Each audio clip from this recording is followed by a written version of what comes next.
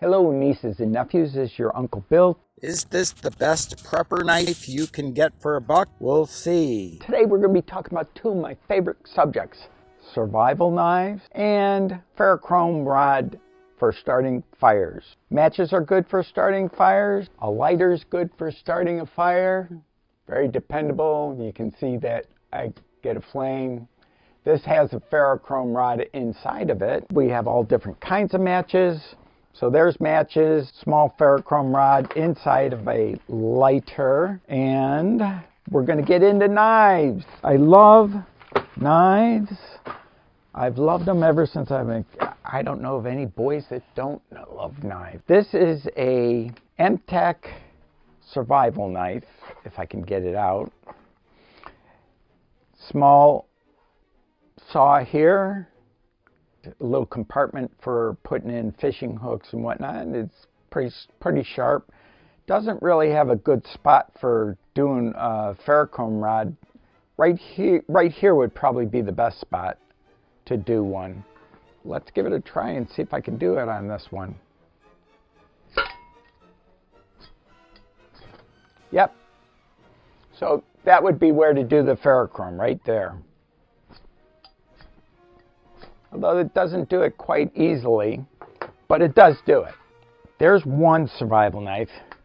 This one retails anywhere between $30 and all the way down to like $12. I've seen it. And actually, I think I purchased this for like $12 or $13. Then we have another M50 knife here, another survival knife. Actually comes with a ferrochrome rod. This one retails anywhere from $30 to as low as $8 and change, which brings it up to about $9. Nice thing about this knife is that the metal runs the full length of the handle. The one unnice thing about it is it's pretty big. It isn't quite what I would like to carry around, but like I said, I love knives, so I just had to add this one to my collection, one to have. Let's see how well it sparks a rod. It comes with its own, so we'll try that. It works. Works quite well. I wanted to explore the prepper camping knife that I like, which is this one, and I'm trying to find where I put the rod that goes with it. This is just a little Ranger band. This I picked up from the Dollar Tree, and I've already modified it to work with a striker, so let's work with a brand new Dollar Tree knife. I have a few of them over here, one or two. Take a pick.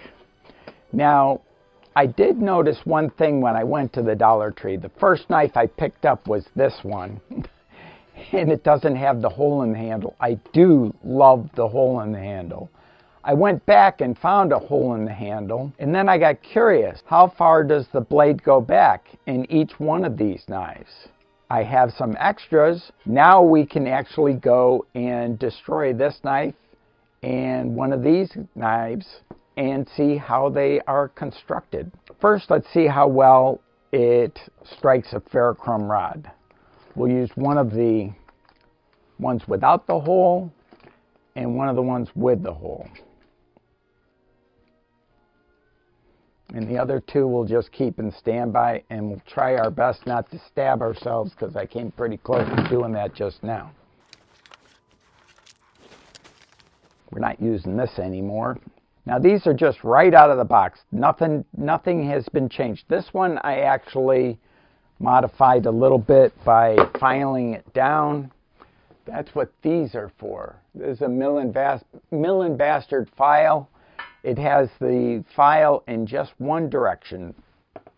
I think that's why they're called that. I can't remember for sure. This is the one without the hole in the handle. We'll see how well it strikes a ferrochrome rod. Not very well. Now we take this and we just We're working to get this to a 90-degree angle. Normally I would put this in a vise to do this, but seeing as we're on camera and we're on the clock, now you can test it with your fingernail a little bit. If you get fingernail shavings, you know that you're getting close. Now let's see if we can strike the ferrochrome rod now. Whoa, what a difference. First try too.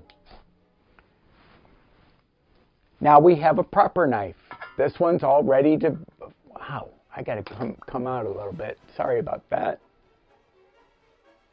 Now we have a prepper knife, one that can be used and abused. And for the cost of $1.25, because the Dollar Tree is no longer dollar. It's a $1.25 tree. Here's number one prepper knife. You saw how quickly we transformed it from a non-sparking to a sparking knife. We'll try the one with a hole in it and see how well that does right out of the box. If you notice, it doesn't really shave my fingernail at all. And because of that, well, it gets a little spark, but not a very dependable one. And you can see where the shavings came off. So, break out the old file. This is the way we used to do our skis, our downhill skis. We'd put them up against the wall, and then we'd go all the way down the ski. And then you'd test it to see if it's getting sharp. Now this one's not quite sharp yet. Maybe it's because I'm using the other file. Let's try this file. This one's newer. Oh, I can feel that. Quite a difference there. And with a file, you notice I'm only going in one direction. You go with the teeth. Never go against the teeth, otherwise you'll dull them. Now we're getting somewhere. A couple more swipes and we should be there. 1, 2, 9, 10. We'll call it done. We'll see if we have an improved spark. Notice the difference. We get a much bigger spark coming off the knife that has been prepared. That is that portion. Now let's see about sacrificing a blade without getting my fingers. I forgot, and I need to find if I can have, I did have a 3x5 card around here which had some information that I wanted to share. This ferrochrome rod is actually a little over 3 inches. It's 5/16 in diameter from a Westlake tactical pack. This is what it currently costs on Amazon. You can get 8 5/16 by 3-inch ferrochrome rods from Westlake Tactical. The Ranger bands, I think they're like $10 for a whole big pack of them.